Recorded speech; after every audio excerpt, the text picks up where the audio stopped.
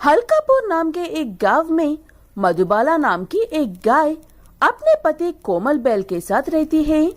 मधुबाला का भी कोई नहीं था और कोमल का भी कोई नहीं था, इसलिए गांव के बड़े बैलों ने मिलकर इन दोनों की शादी करवाई थी। कोमल के अच्छे स्वभाव को देखकर, कम से कम अब तो काम पर चले जाओ कोमल, मैं गर्भवती हूँ और आखिरी दिन चल रहे हैं, मुझसे और काम नहीं हो पा रहा है। आज मैं बहुत अच्छे मूड में हूँ। सुबह सुबह मेरे दिमाग खराब मत करो मधु, इस बारे में कल बात करते हैं। 2 साल से हर रोज कोई ना कोई बहाना बनाते रहते हो। आजकल कहते हुए यही आखिरी दिन है, आज के बाद मैं अब और काम पर नहीं जा सकती हूँ, उसके बाद खाओ या भूखे मरो। ऐसे कहते हुए मधुबाला गुस्से में वहाँ से चली जाती है। कोमल पहले अच्छे से ही काम करता था, लेकिन एक दिन उसे काम के दौरान बड़ी चोट लग गई थी और डॉक्टर्स ने 1 महीने की छुट्टी पर रहने को कहा था। उस 1 महीने में अच्छे से काम करने वाले कोमल को बैठकर खाने की बहुत बुरी आदत लग जाती है और अब वो काम के नाम से भी गुस्सा हो रहा है। नहीं मधुबाला जी, मैं ये बात जानकर भी आपको इतना मुश्किल काम नहीं दे सकता हूँ। अब चाहे तो कोमल को बेच दीजिए, मैं कुछ देर और भी इंतजार कर लूँगा। उदास होकर वापस लौट रही मधुबाला को एक मूर्ख जंगल से कुछ लकड़ियाँ काट कर लेकर आने को कहता है। ठीक है कहकर मधुबाला अपने बच्चे के लिए चली जाती है।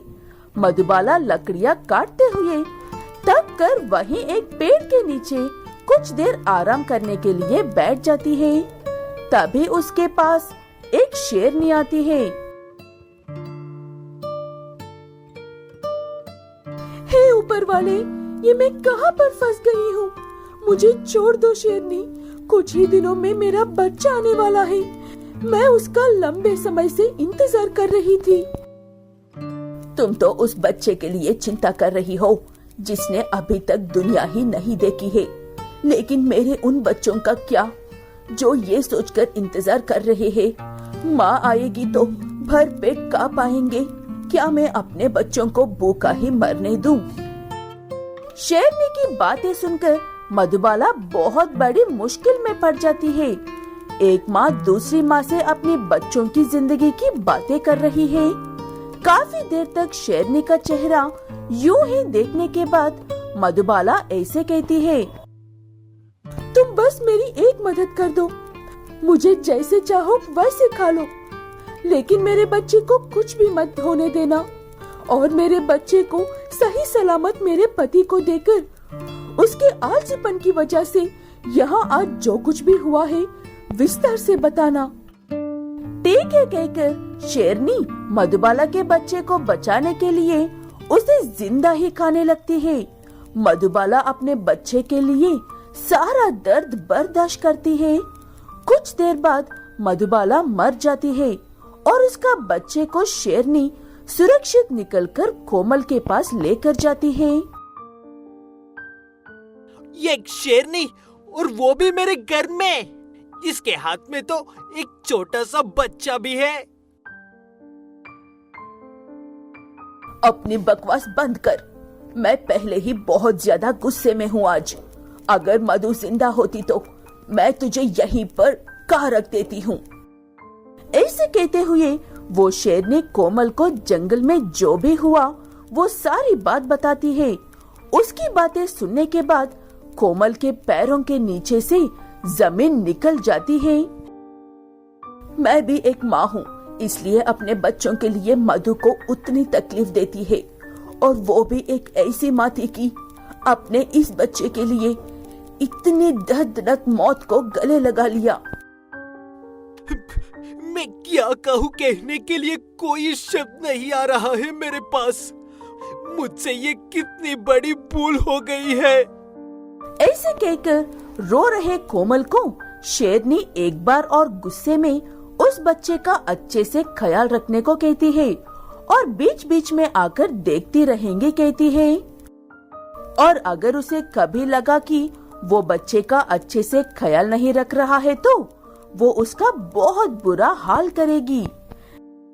अब चिंता मत करो, मैं पहले ऐसा नहीं था, अब मैं पहले जैसे बनकर दिखाऊंगा। ठीक है कहकर शेरनी वहाँ से चली जाती है और कोमल बहुत अच्छा बाप बनने की पूरी कोशिश करता है। फिर भी शेरनी उन्हें अक्सर आकर देखती रहती है। सरदारपुर नाम के एक गांव में तितली नाम की एक गाय अपने बेटे बेतेल के साथ रहती है। तितली जहाँ पर रहती है उस गांव में सर्दी इतनी ज्यादा होती है कि आम लोगों के हाथ पैर काम करना बंद कर देते हैं। हाँ बेटा, सर्दियाँ बहुत पास है, हमें अभी से सारी तैयारियाँ कर लेनी चाहिए। सर्दियों में घर से बाहर नहीं निकल सकते हैं। ठीक है माँ, अब खाने के सामान लेकर आओ, मैं बाकी के काम देखता हूँ। ठीक है कहकर तितली खाने का सामान लेने के लिए जाती है और बेतेल जंगल में जाकर ढेर सारी सूखी लकड़ियाँ काटता है। वो भी ढेर सारी सूखी लकड़ियाँ काट कर लेकर आता है। वो देखकर तितली, इतनी सारी लकड़ियाँ क्यों लेकर आया है बेटा? ये लकड़ियाँ तो पूरा गांव वालों के लिए भी ज्यादा पड़ जाएंगी। मेरा काम अभी तक खत्म नहीं हुआ है माँ, इन लकड़ियों को भीगने से बचाने का भी इंतजाम करना है मुझे।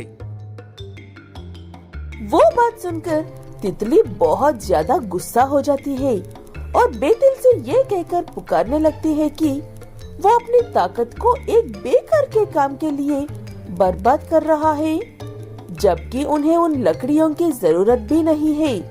उनकी बातें सुनकर गांव वाले भी हंसने लगते हैं और ऐसे कहते हैं, मेरा बेटा समझदार है कहकर गाने गाती थी ना, क्या यही है आपके बेटे के समझदारी?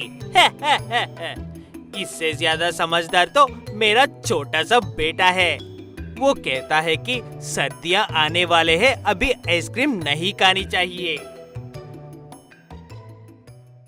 देख, तेरी बेवकूफी हरकतों की वजह से हमें कैसी कैसी बातें सुननी पड़ रही है। बेतेल किसी की भी बात का कोई जवाब नहीं देता है और चुपचाप अपना काम करता रहता है।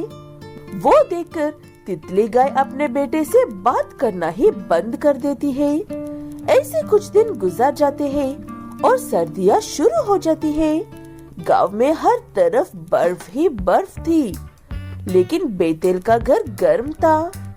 इस बार इतनी ठंड महसूस नहीं हो रही है पिंकी चाची जी, आपको ऐसा नहीं लग रहा है क्या? ठंड तो पहले से भी ज्यादा है तितली बेटा, एक बार बाहर तो निकल कर देख। ये तेरे बेटे का काम है जो तुझे ठंड महसूस नहीं होने दे रहा है। मैंने देखा है तुम्हारे घर के सामने 24 घंटे आग जलती है। पिंकी गाय की बात सुनकर तितली को थोड़ा सा अजीब लगता है, इसलिए वो एक बार अपने घर से बाहर निकलकर देखती है। बाहर इतनी ठंड थी कि तितली को वो एक पल के लिए भी बर्दाश्त नहीं होती है। तब तितली को समझ में आता है उसके बेटे बेतेल ऐसे क्यों किया था कहकर।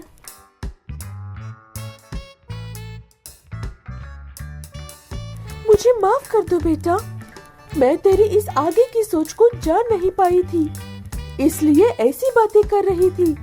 लेकिन फिर भी हमारे पास जो लकड़ियाँ हैं, वो अब भी बहुत ज्यादा है। लोगों से अब ये ठंड और बर्दाश्त नहीं हो पाएगी माँ। देखना, कोई ना कोई शुरुआत करके हमसे सूखी लकड़ियों लेने के लिए जरूर आएंगे। इसीलिए मैंने इतने सारे लकड़ियाँ इकट्ठा की थी। बेतेल अपनी माँ से ऐसे खेल ही रहा था कि एक बूढ़ा बैल ठंड में घामते हुए उनके घर के बाहर आता है और तितली गाय को आवाज लगाकर बुलाता है। मैंने मंगू को कहते हुए सुना था कि तुम्हारे बेटे ने बहुत सी सूखी लकड़ियां छुपा कर रखी है। तुम्हें कोई दिक्कत ना हो तो मुझे थोड़ी सी लकड़ियां मिल सकती है। ऐसा लग रहा है मैं इस ठंड में मर जाऊंगा। आपने बिल्कुल सही सुना चाचा जी, लेकिन मैं इन लकड़ियों को काटने के चक्कर में खाने पर ध्यान नहीं दे पाया था। हमारा बहुत मुश्किल से गुजारा हो रहा है। अब हमारी मदद करो तो हमें आपकी मदद करने में कोई दिक्कत नहीं है। ठीक है कहकर वो बूढ़ा बैल उनके खाना देता है और वो बदले में सूखी लकड़ियाँ देते हैं। ऐसे बेतेल उसे अपना एक काम बना लेता है। अब उनके पास ना खाने की कमी थी, ना ही ठंड से डरने की जरूरत थी। फिर एक दिन अपने कदम आगे पीछे डालते हुए मंगू बैल भी आता है और बिना कुछ कहे बेतेल के घर के सामने खड़ा होकर ठंड में कांपने लगता है। उसे देखकर तितली, क्या बात है मंगू, यहाँ पर ऐसे ठंड में खड़े होकर क्यों कांप रहे हो?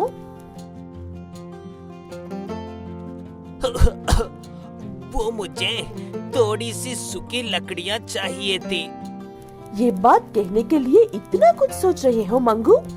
पुरानी बातों को याद करने की जरूरत नहीं है। बुरे वक्त में अपने ही अपनों के काम आते हैं, जाकर ले लो। तितली की बातें सुनकर एकदम से मंगू बैल की आंखों में पानी आता है और उनके साथ किए हुए बुरे बर्ताव के लिए माफी मांगकर कुछ लकड़ियाँ लेकर जाकर ठंड में कांप रहे अपने बच्चों को आग के सामने बैठाता था।